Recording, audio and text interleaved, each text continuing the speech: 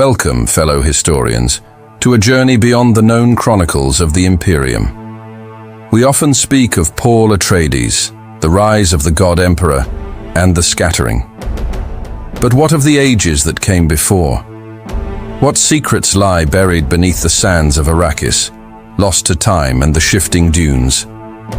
From the ancient wars against the thinking machines to the whispers of the Zensuni wanderers who first sought refuge on this desert planet, a vast, untold history awaits. These are not just stories. They are the foundations upon which the universe of Dune was built. Join me as we excavate the forgotten lore, decipher the cryptic symbols, and piece together the epic sagas that shaped humanity's destiny among the stars. Subscribe and activate the bell so you don't miss our first expedition into the deep past. The spice isn't the only treasure Arrakis holds. Across the deserts of time, truth is buried beneath the sands. You're watching Third Age Historian, where the forgotten lore of Dune is revealed. In the long memory of the Imperium, power rarely ascends with purity. It seeps, like spice through the sands, staining everything it touches. Yet there was once a house whose name carried the scent of the sea, not the smoke of conquest. A lineage born on Caladan, where honor still meant something, and where the tides whispered of destiny. The Atreides, a name that would one day echo through prophecy, rebellion, and empire. But before they ruled the desert, before their crest adorned the throne of mankind, they were merely one among 1,000 noble lines, forgotten by the stars they sought to serve. This is the story of their ascent, not of soldiers or conquerors, but of philosophers, statesmen, and dreamers who believed that strength could wear the face of mercy. To understand the rise of House Atreides is to understand one of the rarest paradoxes in the Imperium, a family that sought power without losing its soul. Long before the name of Duke Leto or the prophecy of Paul Muad'Dib echoed across the stars, the Atreides were merely custodians of a quiet world, a green oceanic planet called Caladan. There, under gray skies and endless rain, they ruled not through fear, but through trust. In an age when betrayal was the only true currency of the great houses, the Atreides remained an anomaly, noble, disciplined, and dangerously idealistic. But ideals in the Imperium are fragile things. The Landsraad's corridors were carved with whispers, and the Emperor's favor could shift with a breath.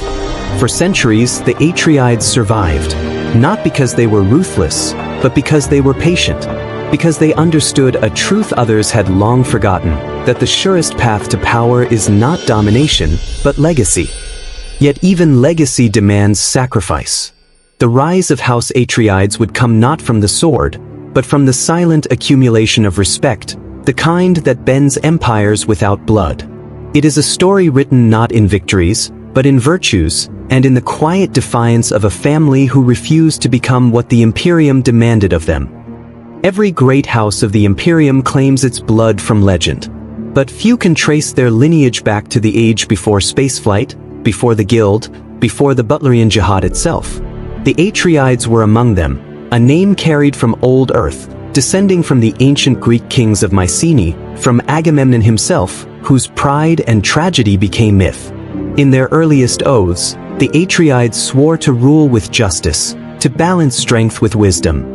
It was a promise made in the dawn of humanity, and one that would echo, distorted but unbroken, across millennia. When humanity spread to the stars, the Atreides followed the great diaspora, their line preserved by memory and ritual. On Caladan, they found a world suited to their nature, temperate, disciplined, bound by water and tradition. Unlike the arid brutality of Arrakis or the decadent splendor of Khitan, Caladan demanded harmony, not conquest. Its rulers learned patience from the tides, humility from the storms, and stewardship from the soil. In this quiet rhythm, the Atreides' philosophy was forged, that leadership is not the art of domination, but of service.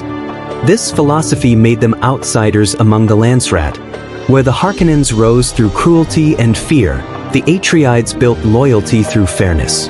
Where other houses sought to manipulate the Emperor's court, the Atreides cultivated integrity. They were respected, but also underestimated. The Imperium, in its arrogance, saw their morality as weakness. But morality, as Duke Paulus once wrote, is merely power with memory. Through the centuries, the Atreides grew in influence not by decree, but by example.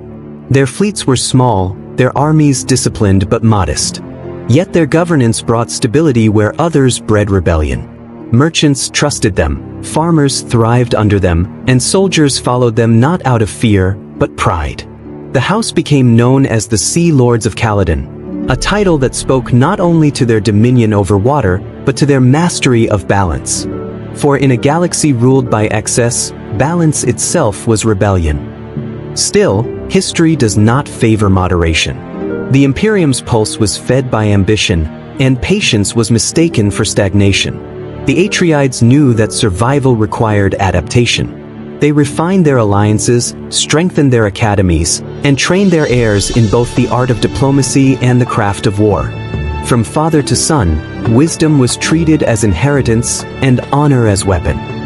By the time of Duke Leto's ascent, House Atreides had become a paradox, small in territory, vast in loyalty. They ruled a single world, yet their influence rippled through the Imperium like a hidden current. And in that quiet strength, the seeds of destiny had already begun to germinate. Power tests all virtues, and in the Imperium, no virtue survives untouched. The quiet grace of Caladan could not shelter House Atreides forever. For though they ruled justly, their integrity drew envy, and their restraint was mistaken for weakness. The Imperium thrives on predation, and in such an ecosystem, a noble house that refuses to feed is soon devoured. The first great test came not from within, but from the balance of politics itself. The Atreides' growing popularity across the Landsraad stirred unease in the Golden Lion throne. Emperor Shaddam IV, ever cautious of rivals, began to see in Duke Leto not a loyal vassal, but a symbol, a reminder that power rooted in respect could inspire loyalty stronger than fear. And in an empire built upon control, such loyalty was a dangerous contagion. But beneath this order, a darker truth awaited. The emperor's court, ever veiled in ceremony and deceit, had long been entwined with the manipulations of the Bene Gesserit and the economic dominion of the Spacing Guild. Every move of the great houses was part of a vast, silent calculus, a game of prophecy, resources, and fear. In this web, the Atreides represented unpredictability, the one variable that could not be bought, coerced, or corrupted. Yet even virtue has its shadow. The Atreides' code, their devotion to justice and honor, became the very weapon used against them. The Harkonnens, ever their rivals, understood that to destroy the Atreides, one must first tarnish their image. Sabotage, rumor, and whispers of treachery began to spread. Every act of nobility was twisted into ambition, every alliance into sedition. The same moral clarity that made House Atreides beloved made them vulnerable to deceit. And then came the Emperor's decree, the transfer of Arrakis. To the galaxy, it was a gesture of reward, the Emperor honoring Duke Leto by granting him stewardship over the most valuable planet in existence. But those who understood the Imperium's cruel symmetries saw the truth. It was a trap. The spice world was both a gift and a battleground, a chessboard soaked in the blood of empires. By accepting Arrakis, the Atreides stepped willingly into the jaws of history. Leto knew this. He was no fool. Yet he accepted, not for wealth or pride, but for destiny. To refuse the Emperor, he said, is to die in silence. To accept him is to die with purpose. In those words, the entire tragedy of House Atreides was written. Thus began the final ascent, and the fall intertwined with it.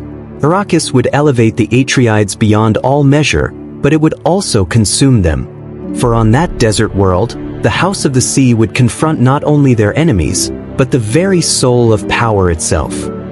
The fall and rise of House Atreides is not merely a chronicle of politics, it is a parable of power, morality, and the human spirit. Frank Herbert understood that the Atreides were more than characters in a feudal drama. They were symbols, the embodiment of a question that has haunted every civilization since time began. Can goodness survive power? Or does power, by its nature, devour even the noblest intent? The Atreides answered this question not with conquest, but with conduct. Their strength lay in restraint, in empathy, in the belief that justice could exist even in a universe built upon domination. To many, this was naivete. Yet Herbert saw it as evolution, the slow, painful emergence of an ethical consciousness within the machinery of empire. Their tragedy, however, reveals the paradox at the heart of idealism. Duke Leto believed that through integrity he could reform the Imperium from within. But integrity, in the political ecology of Dune, is an act of rebellion. The Emperor could not allow it. The Harkonnens could not tolerate it. Even the Freemen, whom destiny would later crown with prophecy, first viewed it as weakness. And yet, through destruction, the Atreides achieved the transcendence that politics could not. When Caladan's sons fell upon the sands of Arrakis, their legacy did not die, it transformed. In Paul Atreides, the boy who inherited both his father's compassion and his mother's prescience, the house found its apotheosis. Through him, Herbert explored the corruption of heroism itself, how even the purest revolution can become tyranny when chained to prophecy. The Atreides' dream of moral governance, when magnified through the messianic lens of Muad'Dib, became both salvation and curse. In this, the story of House Atreides mirrors the cycles of human history, the eternal struggle between moral ideal and pragmatic survival. The philosopher kings of Caladan sought to rule through wisdom, and in doing so, they became the mythic forebears of all who dream of ethical power. Yet their triumph proved Herbert's warning, that no power, however, can remain uncorrupted when it becomes absolute. Through the Atreides, Herbert invites us to question not only the rulers of empires, but the empires within ourselves. What happens when faith becomes control, when duty becomes obsession, when virtue becomes destiny? In Paul's ascension, and in the empire born from his rebellion, we see the haunting truth that even the most enlightened house can become the very tyranny it sought to end. And yet, there remains something enduring in their story, a flicker of grace that even the desert could not bury. The Atreides remind us that power, at its highest form, is not command, but example. It is the courage to lead with conscience, even when conscience demands sacrifice. In the endless sands of history, their name endures not because they ruled, but because they believed. And belief, Herbert tells us, is the only force that outlives empires. In the end, the story of House Atreides is not a tale of victory or defeat, but of transformation. From the quiet oceans of Caladan to the burning sands of Arrakis, their journey charts the evolution of human aspiration, from nobility to divinity, from justice to legend. They rose not because they sought power, but because they sought meaning. And in that search, they discovered the price of transcendence. Empires crumble, faiths wither, prophecies fade. But the Atreides endure, not in monuments or dynasties, but in the myth they became. A myth that whispers still through the Imperium, that in a universe ruled by fear, there once lived a house that chose honor. In the end, the desert takes all things, even the gods we create for ourselves. Subscribe to uncover more forgotten histories of the Imperium.